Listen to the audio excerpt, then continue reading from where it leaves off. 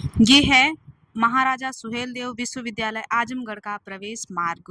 आजमगढ़ चंडेसर से 6 किलोमीटर आगे जहानागंज रोड से दक्षिण विश्वविद्यालय जाने का गेट और चौड़ा मार्ग देखकर लगता है जैसे हम आजमगढ़ में नहीं किसी बड़े महानगर में प्रवेश कर रहे हैं। विश्वविद्यालय के करीब एक बड़ा खूबसूरत गेट में प्रवेश करने के बाद परिसर के अंदर आधुनिक विशालकाय भवन हर किसी को लुभाता है।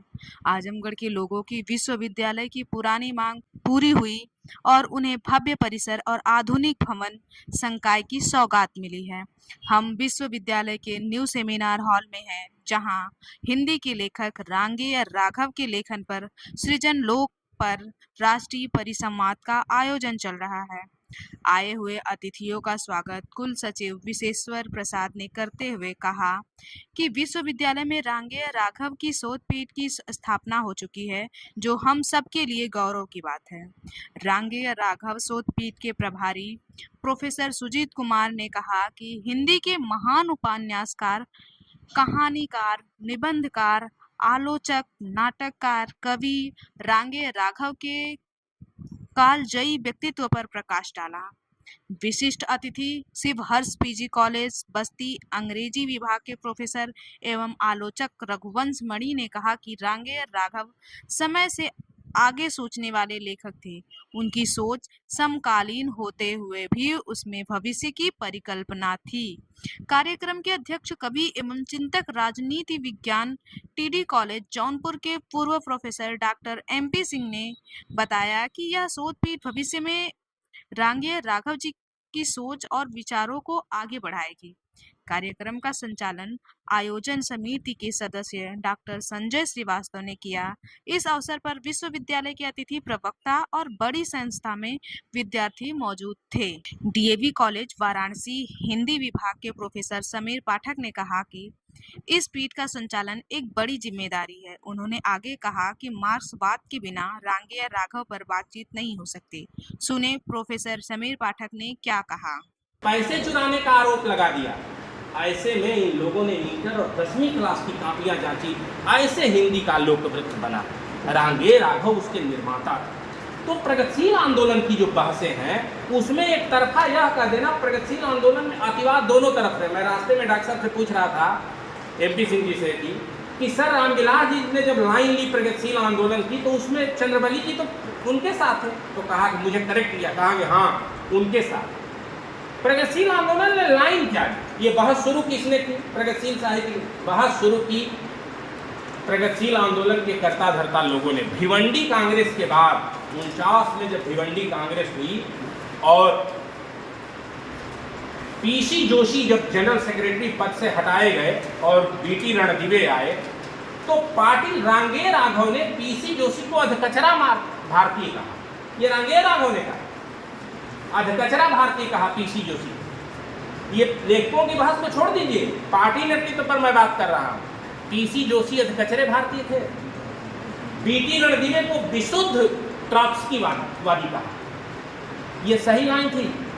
प्रगतिशील आंदोलन जिस राहुल जी का तुलसीदास के लिए सामंत के कुत्ता शब्द का प्रयोग हुआ प्रगतिशील आंदोलन उन बहसों में, हिंदुओं का जूठन बीन कर खाने वाला का प्रयोग हुआ प्रगतिशील आंदोलन की विरासत। क्या यह अतिवादी बहस नहीं थी दोनों तरफ से? तो इसलिए उस प्रगतिशील आंदोलन के जो बहसें जो बनी उसका एक खास संदर्भ है इतिहास में। उस दौर में लोगों ने जो अतिवाद किया उसको एज इट इज उसी तरह से लागू करके हम भी उसी तरह के अतिवाद को कभी न कभी अपना पक्ष ग्रहण करते हैं। इसलिए बहुत सुचिंतित होकर देखने की जरूरत है कि उसमें लाइन कौन सी, कौन ट्रॉट्स्कीवादी था। एक दूसरे को ट्रॉट्स्कीवादी कहने का उस समय चलन और पूरा प्रगतिशील आंदोलन बिखराव का वो दौर है। लेकिन उसमें यह कहना कि उस बिखराव के एकमात्र कारण रामविलास जी थे, या यह कह देना कि उस बिखराव के एकमात्र कारण रांगेय राघव शिवराम सिंह चौहान थे, उन समूची जीवंत बहसों को संदर्भ से काट करके देखना है। उससे एक और चीज़ सीखने की जरूरत है, प्रगतिशील आंदोलन से सीखने की जरूरत है। हम लोग अपनी परंपरा में रहते हुए एक दूसरे की आलोचना कैसी की जाती है ये सीखना चाहिए। रांगेय राघव तो रामविलास जी ने नस्लवादी कहा और उसकी प्रतिक्रिया ऐसी बैठी रांगेय राघव के मन में कि रामविलास जी के प्रिय आलोचक रामचंद्र शुक्ल और उनके प्रिय कवि तुलसीदास दोनों की उसी की, मैं इसलिए मैं तथ्य के साथ कह रहा हूँ, इसलिए उसके प्रतिक्रिया में नहीं कह रहा हूँ। इस जहाँ हिंदी में अक्सर कोट किया जाता है कि रांगे राघव ने तुलसीदास को हिंदुओं का जूठन खाने वाला कवि कहा और जूठन पर पलने वाला, इस बात को बहुत उद्धृत किया जाता है। आगे रांगे राघव ने तुलसीदास के लिए क्या कहा उसको गोल कर दिया जाता है। उस प्रतिक्रिया में रामविलास जी के नस्लवादी कहने की प्रतिक्रिया में रांगे राघव ने उनके प्रिय कवि रामचंद्र शुक्ल और उनके प्रिय कवि तुलसीदास, इन दोनों को ब्राह्मणवादी, समझौता परस्त और न जाने क्या क्या आरोप लगाया। उसमें रणनीति यह थी कि जब इनके प्रिय आलोचक और कवि ध्वस्त हो जाएंगे तो इन्हें ध्वस्त करना तो बहुत आसान था। एक सरलीकृत समझ थी व्यक्ति विरोध की। और ये प्रतिक्रिया, मैं ये नहीं कह रहा हूँ कि जहाँ यही एकदम रहा होगा, यह भी आसान हो जाएगा। रामविलास जी ने छायावाद के संदर्भ में जो रांगे राघव पर हमले किए, उसमें दो चीज़ें उसमें ध्यान से, उन्होंने जितने लोगों का नाम लिया उसमें यह बात जोर दे के कहा कि इसमें सबसे ज़्यादा बहस की ज़रूरत रांगे राघव के साथ है। उनकी बहस ज़्यादा महत्वपूर्ण है, लेकिन उसमें कुछ बातें ऐसी हैं जिसको विस्तार से कहने के लिए नंबर 1, नंबर 2 उसको क्रमशः बिंदुवार रखना जरूरी है। इसका मतलब कि प्रकाश चंद्र गुप्त, शिवदान सिंह चौहान, राम गोपाल सिंह चौहान, अमृत राय के मुकाबले रामविलास जी रांगे राघव को बहस के ज़्यादा काबिल मान रहे थे और उनकी संभावना को ज़्यादा रेखांकित कर रहे थे।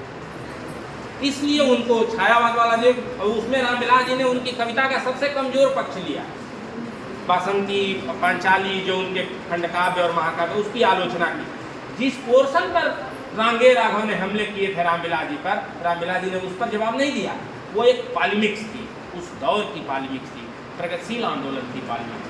महाकाव्य विवेचन में तुलसीदास की आलोचना करते हुए ही, तुलसीदास को ये सब कहते हुए ही रांगे राघव जब आगे बढ़े तो उन्होंने कहा कि अपने युग में तुलसी का महत्व बुद्ध के बाद, यह ग्रियर्सन ने कहा है, बुद्ध के बाद, रांगे राघव ने कहा कि बुद्ध के बाद समूची उत्तर भारतीय जनता पर जो कथा का ताना बाना तुलसीदास ने लिया, उसका विकास स्वाभाविक था।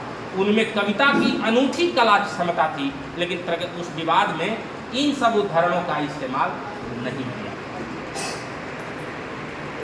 प्रगतिशील आंदोलन के मानदंड, उनकी जो सबसे चर्चित किताब है, उस बहस की किताब है, उसमें भी बहुत तोड़ मड़ोड़ के चीज़ों को रखी गई। वो पॉलिमिक्स के अनुकूल थी, वह अपने पॉलिमिक्स के अनुकूल थी, आग्रहों के अनुकूल थी। संदर्भ से काट कर मूल्यांकन करने के कारण राहुल जी के साथ भी एक गलत तमीज विकसित की गई, रांगे राघव के साथ भी गलत तमीज विकसित की गई। रांगे राघव का मुख्य अवदान गोरखनाथ और उनका युग नहीं है। गोरखनाथ और उनका युग उनकी एक पीएचडी थीसिस है, जो उनके आलोचनात्मक विमर्श का एक हिस्सा है, उसका आसंग है। गोरखनाथ को कवि के रूप में रांगे राघव बहुत महत्व नहीं देते, लेकिन गोरखनाथ का महान व्यक्तित्व उनके ऊपर इतना आच्छादित है कि उसमें भी तुलसीदास आते हैं। उसका भी मूल्यांकन करते हुए उसमें बार बार तुलसीदास आते हैं। कहते हैं कि 500 सालों का जो भारत का इतिहास है, जिसकी चौहद्दी वह आसाम तक ले जाते हैं, और दर्शना साधुओं, तरह तरह के गृहस्थ साधु, बैरागी साधुओं के इतने प्रकार बताते हैं, और बार बार नाथ संप्रदाय का उल्लेख करते हुए वो हजारी प्रसाद द्विवेदी की लाइन का विकास करते हैं, बार बार उल्लेख करते हैं नाथ संप्रदाय का और ड्रीम्स का। तो इसलिए उनकी आलोचना का मुख्य जो सर्वाधिक तेजस्वी हिस्सा वो गोरखनाथ और उनका युग नहीं है, वो उनकी पीएचडी थीसिस है। जैसी अकादमिक दौर में बहुत उन्नत किस्म का उन्होंने काम किया, जो संदर्भ उपलब्ध थे, और गोरखनाथ से वो बहुत प्रभावित थे। उनकी आलोचना का सबसे बड़ा हिस्सा वो है जिसमें वह भारतीय परंपरा के वेदों का विकास आधुनिक काल तक, संत परंपरा का विकास गांधी तक, इन सब का पुनर्जागरण, आधुनिक पुनर्जागरण की भूमिका वर्तमान काल तक, इन सब का विकास मार्क्सवादी आलोक में, एक ऐतिहासिक द्वंद्वात्मक भौतिकवाद के आलोक में वह मूल्यांकन करते हैं। और सबके लिए मार्क्सवाद पार्टी लाइन की बात हो सकती है, रांगे राघव के लिए वह विचारधारात्मक अध्ययन समझ और समझाने का एक वैज्ञानिक पद्धति है। इसलिए बिना पार्टी लाइन से अलग, उस राय से अलग, उसको समाज विज्ञान के तौर पर इस्तेमाल करते हुए उन्होंने साहित्य का मूल्यांकन किया, संस्कृति का मूल्यांकन किया। बहुत सारे हिस्से उनके आज भी वो पांडुलिपियाँ उपलब्ध नहीं हैं, और ऐसी पांडुलिपियाँ करीब 117 हैं, जिसमें अंग्रेजी की पांडुलिपियाँ, अंग्रेजी से अनुवाद की पांडुलिपियाँ हैं। मानव शास्त्र, अपराध शास्त्र, राजनीति शास्त्र, समाज शास्त्र और दर्शन के भिन्न भिन्न संप्रदायों पर जो उन्होंने लिखा है वो सब उपलब्ध ही नहीं है। उसकी सूची परिवार के लोगों से पता चलती है कि वो है, लेकिन वो कहीं उपलब्ध नहीं है। इसलिए एक बड़े सृजन लोक का लेखक, जिसका सृजन की परिधि बहुत लंबी है, उस पर बहुत सावधानी से बात की जानी चाहिए और प्रासंगिकता के प्रमाद से बचते हुए बात की जानी चाहिए कि आज के दौर में वो उसी तरह प्रासंगिक है कि नहीं। उसका मूल्यांकन उस युग के दौर में जो बहसें हैं उसमें होना चाहिए। इन्हीं शब्दों के साथ आप सबको प्रणाम करता हूँ। आर्य महिला पीजी कॉलेज वाराणसी से एसोसिएट प्रोफेसर डॉक्टर वंदना चौबे ने बहुत विस्तार से धारा प्रवाह अपनी बात रखते हुए कहा कि रांगेय राघव हिंदी साहित्य में उन गिने चुने रचनाकारों में से हैं जिन्होंने कम समय में असाधारण लेखन किया। उनका साहित्य सामाजिक, ऐतिहासिक और मनोवैज्ञानिक सोच की गहराई लिए होता है। सुने डॉक्टर वंदना चौबे ने अपने संबोधन में क्या कहा। रांगेय राघव ने किया, उन्होंने ढेर सारा काम किया। अभी संचालक साथी संजय जी बता रहे थे कि 150 के करीब किताबें हैं, जिसमें से ज़्यादातर अप्रकाशित, और बाकी चीज़ें भी चर्चा हो गई है कि कैसे उन्होंने आत्मकथात्मक उपन्यास, रत्ना के आंखें, रत्ना की बात कोई, कफाना, कबीर पर, हातिम वर्षन पर, तुलसीदास पर। और आश्चर्य की बात आप करेंगे कि जितने इन महान विचारकों लेखकों की जीवनियाँ हैं उनको उन्होंने स्त्रियों के आईने में देखा। रत्ना की बात, रत्ना कौन है आप देख लीजिए, लोई का ताना में लोई कौन है, लक्ष्मा की बात, लक्ष्मा की आंखें में लक्ष्मा कौन है, विद्यार्थी के प्रेमिका। और इसी तरह उन स्त्रियों के आईने में उनका जीवन देखा। यहाँ तक कि भारतीय दर्शन पर जो जीवनी लिखी उसमें भी उनकी दोनों प्रेमिकाएं और पत्नियों के बीच उनका जो व्यक्तित्व बनता है वो समाज के आधार पर, उसे भी उन्होंने लिया। तो ये एक मार्के की बात है। मैं भीतर नहीं जाऊँगी, बस एक संकेत परख करते हुए ही आगे बढ़ती हूँ। उनके 10-12 आत्मकथात्मक उपन्यास हैं जो मौजूद भी हैं और उन्हें पढ़ना चाहिए। दूसरा उनका पक्ष जो मैं रखना चाहती थी, अब मैं शुरू उसको वहाँ से करूँगी। अभी सभी साथियों ने ये बात लगभग रखी है कि वो 20वीं शताब्दी का दौर है, और 20वीं शताब्दी बहुत ही उथल-पुथल का दौर न सिर्फ भारत के लिए बल्कि पूरी दुनिया के लिए। विश्व युद्ध चल रहा, और विश्व युद्ध अब अगर हम राजनीति को नहीं समझेंगे तो हम साहित्य को भी नहीं समझ सकते। अभी साथी बोल गए थे कि मार्क्सवाद के बिना हम रांगेय राघव पर बात नहीं कर सकते, और मार्क्सवाद जो है वो वैश्विक राजनीति के आधार पर कला और संस्कृति को परखने की एक समझ देता है। कला और संस्कृति अपने से हवा में पैदा हुई चीज़ नहीं है कि मेरे दिमाग में अचानक से कोई उपन्यास लिखने को आया और मैंने महान उपन्यास लिख दिया। वो अपने समय की भौतिक परिस्थितियों की देन होती है कोई भी रचना, और वो सिर्फ हिंदी में नहीं चल रही या किसी अन्य भाषा या किसी विषय में नहीं चल रही, बल्कि वे समूचे भारत में और पूरी दुनिया में चल रही है।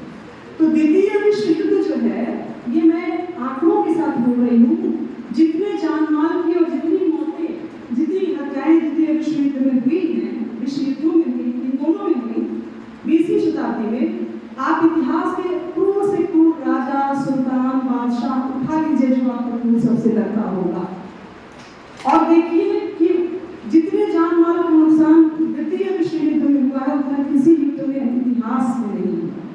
तो आप कल्पना कर सकते हैं कि उस विश्व युद्ध के होते हुए और उसकी समाप्ति के बाद दुनिया का रूपरेखा क्या हुआ होगा, औद्योगिक क्रांति के बाद क्या हुआ होगा, और जब एटॉम बम का निर्माण हो गया होगा तब उसके बाद दुनिया जिस असुरक्षित, अलगाववादी और एक दूसरे के साथ संशय की स्थिति में आ गई होगी। मनुष्य पर भरोसा करना खो चुका होगा। दुनिया के तमाम ऐसे देश उपनिवेश के शिकंजे में कसे हुए होंगे। जो उपनिवेश नहीं कसे हुए हैं वो नाजीवादियों और कट्टरपंथियों और फांसीवादियों के शिकंजे में कसे हुए थे, जैसे कि जर्मनी और फ्रांस उपनिवेशवादी देश था और जर्मनी नाजी यानी हिटलर के शिकंजे में था। ये सारी परिस्थितियां क्या सिर्फ घटित हो रही थी और उनका हिंदी साहित्य पर कोई असर नहीं। और शीत युद्ध, इसे मत भूलिएगा कि द्वितीय विश्व युद्ध के बाद, युद्धों के बाद भी सबसे खतरनाक शीत युद्ध की शांति थी, उसमें जो ठंडापन है और उस ठंडेपन में जो आदमी आदमी को काट रहा है, मार रहा है, खात्मा कर रहा है, उसकी जो आहट थी वो शीत युद्ध ने पूरी दुनिया को झकझोर कर रख दिया। और उसी दौरान रांगेर राघव लिखे 1944 में ही उनका रिपोर्टाज वो आया, ऐतिहासिक रिपोर्टाज, जो मैं भी सहमत हूँ कि जो हंस के ही अमृत राय के संपादन में जब हंस चल रहा था उसमें उन्होंने रिपोर्टाज के टुकड़े लगातार छापे और उस पर अपना वक्तव्य भी रखा। मधुरेश जी ने भी उस पर बहुत अच्छा लिखा उस रिपोर्टाज पर, बहुत चर्चित रिपोर्टाज है, उसके भीतर में नहीं जाऊंगी, बहुत मार्मिक रिपोर्टाज है। और पहली बार रांगेर राघव एक्टिविस्ट लेखक बनाने में उस रिपोर्टाज का रोल है कि क्या लेखक अपने ड्राइंग रूम में किताबों को सजा कर दुनिया भर की रिसर्च करके जो लिखता है, उसी से लेखक, समाज से जुड़ा हुआ लेखक, जनता के पक्ष में खड़ा हुआ लेखक, कौन है लेखक, क्या है लेखक, किसके पक्ष में खड़ा हुआ लेखक, उसकी समझ उनको बनती है। उनको बहुत ज़्यादा नहीं थी, लेकिन मेरी उम्र के बाद अगले 10 सालों में उनको सारा काम करना, ये मानस तैयार हो रहा था रांगेर राघव। और एक ये पूरी राजनीतिक परिदृश्य के साथ रांगेर राघव का पूरा रचनाक्रम देखना चाहिए जो हमारा विषय है। और अक्सर हम लोग क्या करते हैं कि ज़्यादा से ज़्यादा भारतीय राजनीति और नहीं हिंदी की राजनीति इतने नहीं समझते हैं कि वो रामविलास शर्मा की कोई दुश्मनी थी तो रामलाल जी की किसी की दुश्मनी, इन्होंने उनके बारे में ऐसे कहा और उन्होंने उसके बारे में, ये सारी चीज़ें जो हो रही होती है किसी के मन से नहीं, मनोजगत से हम कुछ नहीं कर रहे, बल्कि हमारी परिस्थितियाँ जो हैं और राजनीतिक परिस्थितियों के भीतर भी हमारा मानस तैयार हो रहा है, उस मानस के तहत ही हम ये सारे बिहेव करते हैं। और उसके बाद अलग अलग तरह के कलाकार, साहित्यकार, ये बड़ी भूल हमारी होती है कि उस संस्कृति को कभी कभी भावना में आकर, भावुक होकर राजनीति से बहुत ऊपर की चीज़ मानते हैं और ऐसा मानते हैं कि लेखक कोई दुनिया से ऊपर की चीज़ है, दुनिया और भौतिक परिस्थितियों से ऊपर लेखक नहीं है। लेखक अपनी समझ से उस दुनिया को समझ करके आगे की चीज़ बताता जरूर है। इस क्रम में मैं ये कहना चाहती हूँ कि इतिहास पर भी, अगर रचनात्मक इतिहास की बात हो, रांगेर राघव इतिहास पर उन्होंने बहुत सारा काम किया और इतिहास की जो उनकी समझ है उसको लेकर भी तमाम ज़्यादातर उसी को लेकर विवाद, खासतौर से गोरखनाथ को लेकर के। और गोरखनाथ उनका रिसर्च है, तो गोरखनाथ का रिसर्च करते हुए उन्होंने न सिर्फ गोरखनाथ पर भी तमाम और संतों पर भी कई सामग्रियाँ इकट्ठा की। आज से 3-4 साल पहले मैंने उनका एक उपन्यास पढ़ा था, योगी चरपटनाथ पर, जब आवेगी काल घटा, और उन्होंने इस उपन्यास की भूमिका में ये लिखा कि मेरा काम यहाँ पर नाथ योगियों वगैरह के बारे में करना नहीं, हालांकि उन्होंने उन योगियों को सामने रखा जिनके अंदर एक तरह की एक विद्रोह था समाज की कुरीतियों के लिए और तमाम चीज़ों से लड़ने के लिए, वो सांस्कृतिक क्रांति थी। लेकिन उन्होंने लिखा कि मेरा काम गोरखनाथ पर, उन्होंने गोरखनाथ की जीवनी भी लिखी, उन्हीं का धुआं करके जीवनी भी उनकी आई थी। तो उन्होंने कहा कि मेरा काम ये है कि गोरखनाथ और कबीर के बीच जो नाथपंथ पनपता है, जो जिस प्रक्रिया से नाथपंथ जाता है, जिस प्रक्रिया के मार्फत कबीर बनते हैं, उस प्रक्रिया को उभारना, और जिस पर अक्सर ये बात बड़ी विवादित हो जा सकती है कि योगियों की पूरी परंपरा पर, विद्रोहियों की पूरी परंपरा पर वैष्णव संप्रदाय ने किस तरह सांस्कृतिक घटाटोप डाल करके उसको भव्य बना के उसके पूरे तीखेपन को भोजरा किया और आज भी कर रहे हैं। योगी ये गोरखनाथ का जो सबदी है उसमें गोरखनाथ की चीज़ों को बार बार नोट करते हैं कि जो गोरखनाथ जो योगी है वो तो अलग को चाहता है, वह किसी देहरी को या फिर देवता बोलते हैं मंदिर को और मसीह को नहीं चाहता है। योगी दूसरी चीज होती है जो समाज को का पथ प्रदर्शन होता है, और इस तरह उन्होंने उस पूरे मध्यकालीन समाज में चल रहे जो सांस्कृतिक क्रांति थी एक तरीके की, उसके ऊपर जो घटाटोप डाला जा रहा था वैष्णव समुदाय के माध्यम से और उस पर तमाम देवी देवताओं को लेकर के उसको ढका जा रहा था, उसकी तीव्रता को, उसकी तलखी को खत्म किया जा रहा था, उस पर उन्होंने अपने जो इस तरह के उपन्यास हैं, ऐतिहासिक उपन्यास हैं। सबका आभार। प्रोफेसर देवेंद्र प्रताप सिंह, विभागाध्यक्ष कला संकाय, महाराजा सुहेलदेव विश्वविद्यालय आजमगढ़ ने किया।